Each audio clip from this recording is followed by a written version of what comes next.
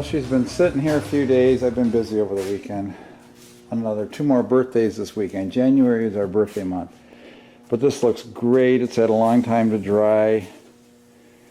So we'll pull it out of the clamps, flatten it out a little bit, scrape it down, and we'll create those tongues on the end for the breadboard ends.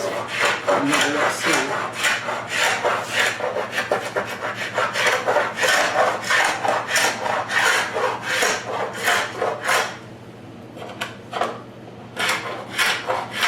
Basically, I just want the glue out of the way now to make sure that when I run my router across here to create tongue edges that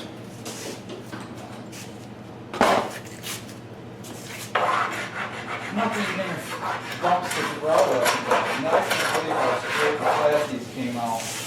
I mean, I don't even feel the joints, seriously. Maybe a few thousandths of this. Maybe I'll clamp a good straight board across here to help keep it stiff during the milling procedures.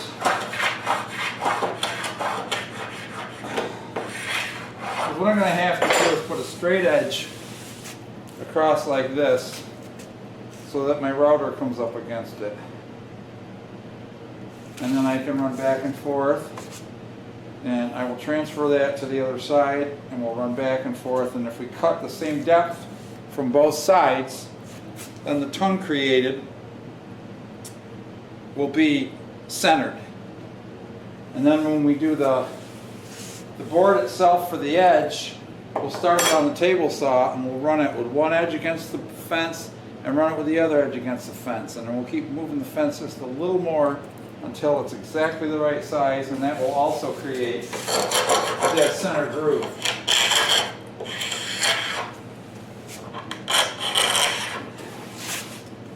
I have one high spot here, which I'd rather be high than low.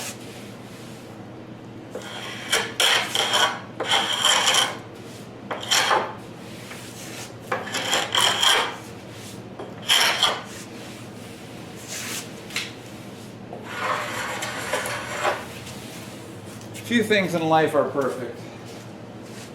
I've learned that after 66 years. Few things are perfect. Or turn out exactly the way you want everything. Some of us are blessed with better results than others. And if you're in dire straits somehow, I just feel for you. Got to make sure that I get all that glue off because it'll prevent the stain from sticking, and of course it'll telegraph right through. All right, well, we got most of the glue off this side. I'm going to do the same on the other side. You don't need to watch.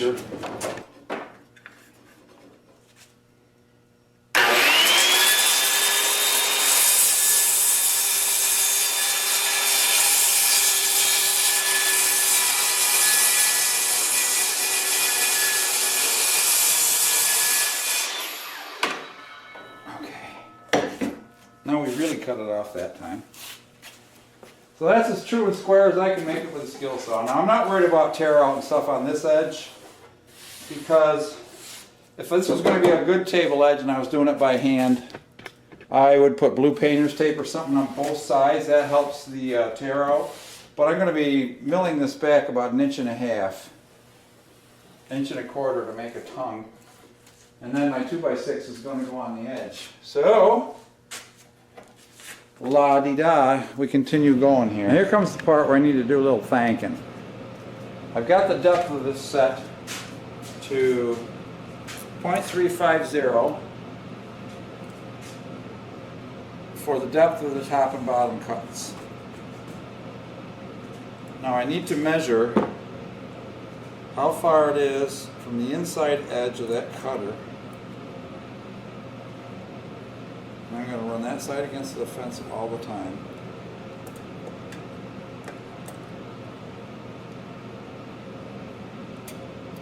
And then add this measurement.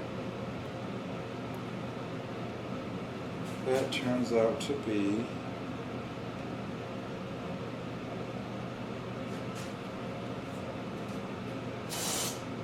2.725. 2.725. So see, that's how far I need to come back from the cut. Because that's how far it'll be from the fence when I put my block on here. So I'll just keep this measurement that I picked up with my calipers here. I'll transfer it.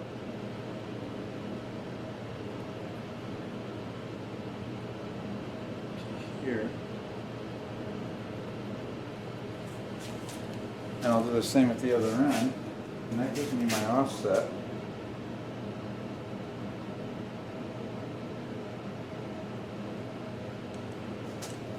And now I can put my stop block on. And dare we make her cut. Yikes, I'm scared.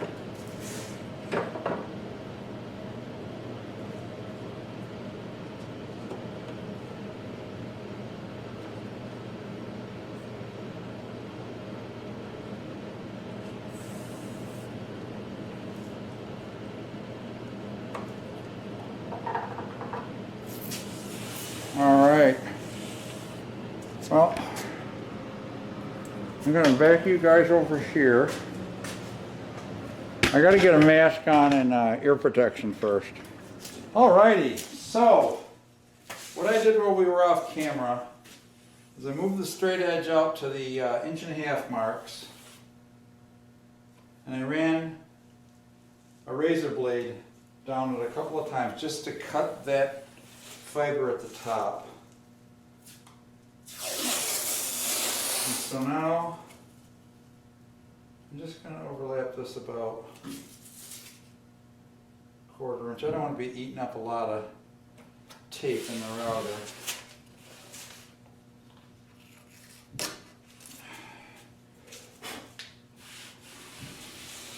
We're seeing the edge. We are seeing the edge.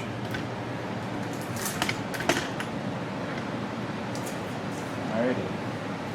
Well, I'm going to go with a full depth cut. That might be a mistake, but it is my choice.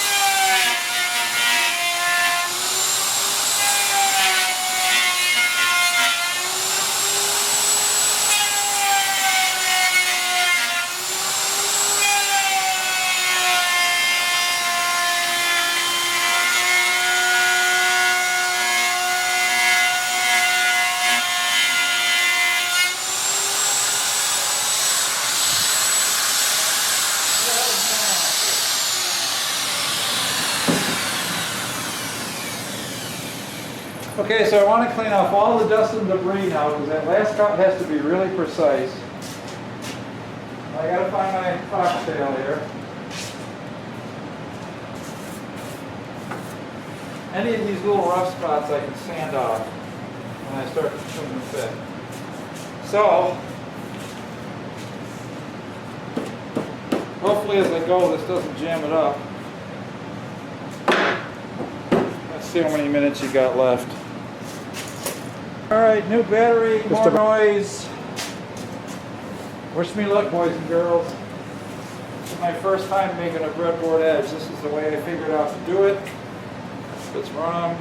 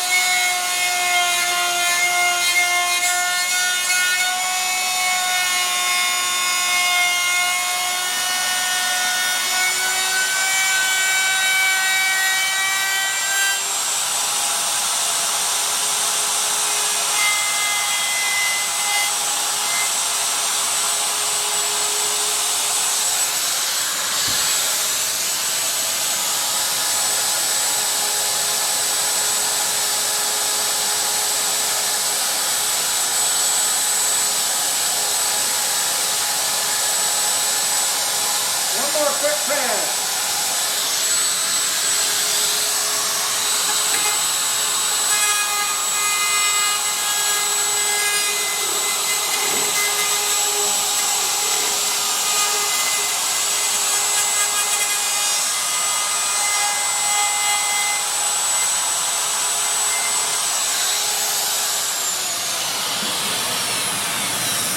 There you go. That's one side of 4 that I have to do. We're going to flip it over and do the same on the other side, and then the same on all ends. We'll come way back when I'm going to have to start tuning these. I missed a little there, but that's all right. I take a chisel, my sander. In the middle, they don't have to be as tight. This has to be a nice fit on the end. Going to be pegged and glued in the middle, then 2 more pegs that aren't glued other than at the edges where they get held in. All right. Well, I managed to get the tongue made. I had to keep going from side to side here a couple times to get these to end up perfectly square across. But I made a couple of nicks by rocking the router, but hey, it's a rustic table. It is what it is. And now I just got to do the other end. Yeah, I've only got one end done, and I still haven't made the breadboards. All right, well, we'll get to that. But I got to get the other end done. Alrighty, I got my mask, my earplugs. This is the last cut of the last side of the last breadboard thumb. Well, not the last. I'm going to skip over it again here. I got this twisted up. Hold on. There we go.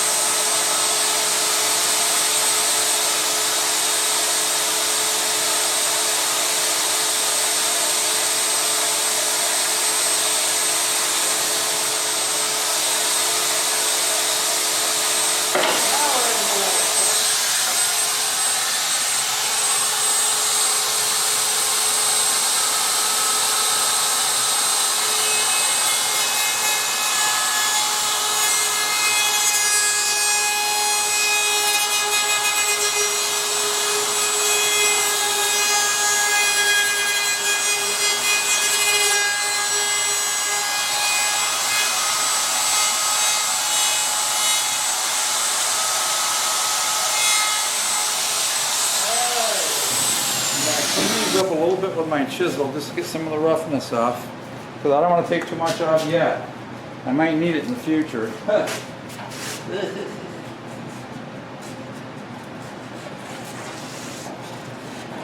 Actually, I should just get a wood block and a piece of sandpaper.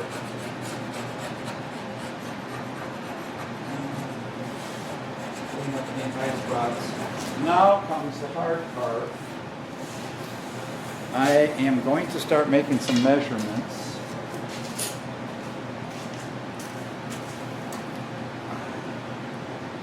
I was hoping to send it up about 40. And that's 390. Of course, I can read from that side. 380.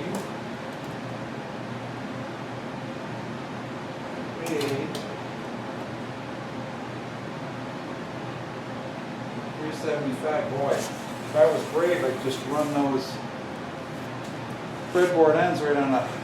I don't think I have a router bit long enough though, and no way of keeping it perfectly true through it several passes. Of course, I'm gonna have the same problem with the saw. So they look like they're almost. This wasn't the best situation to do this work. But it is what it is. This is turning out to be so much more work on this breadboard table than I ever imagined. So, this is going to be my breadboard edge. And I'm going to make them a little longer. I'm going to make them 42. So I got room to trim. But this board is really straight and there's no twist or cut to it. So this isn't going to take a lot of milling to get this into shape. And then we just got to run it back through the table saw at 1.5 inches deep to make it fit these thumbs. Now we got to get the planer out again. You've seen me do lots of planing on these. These are very flat, which is nice. I'm not going to have to take a lot of rock and roll out of it.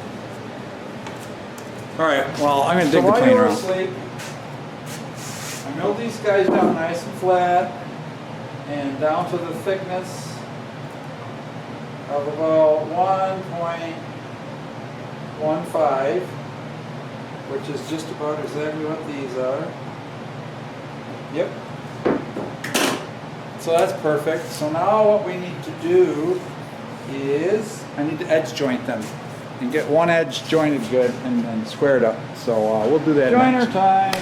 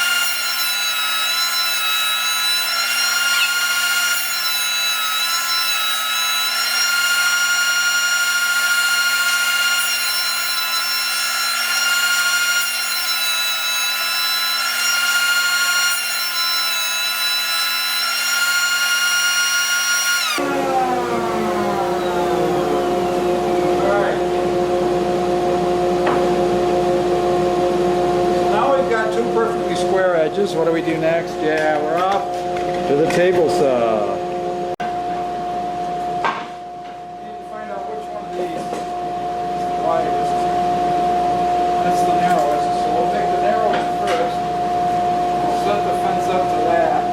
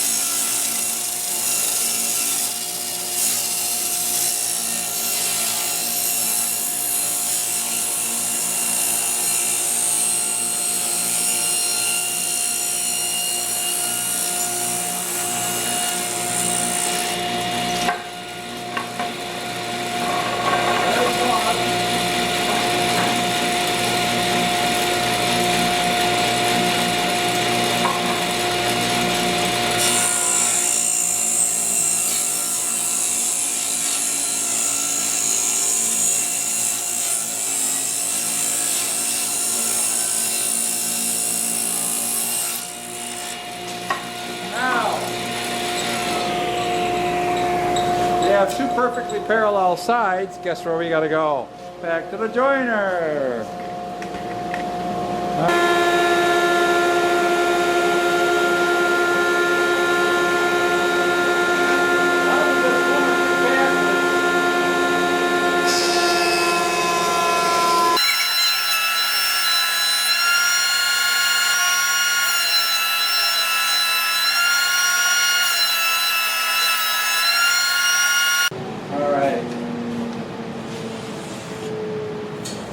Well, I'm really beat, guys. It's been a long day. I've been out here a long time.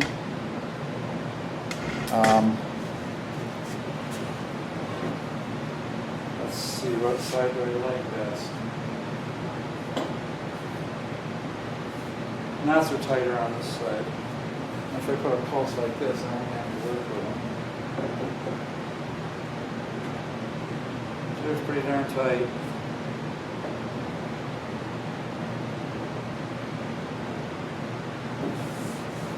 I have a few inches to cut off on some of these.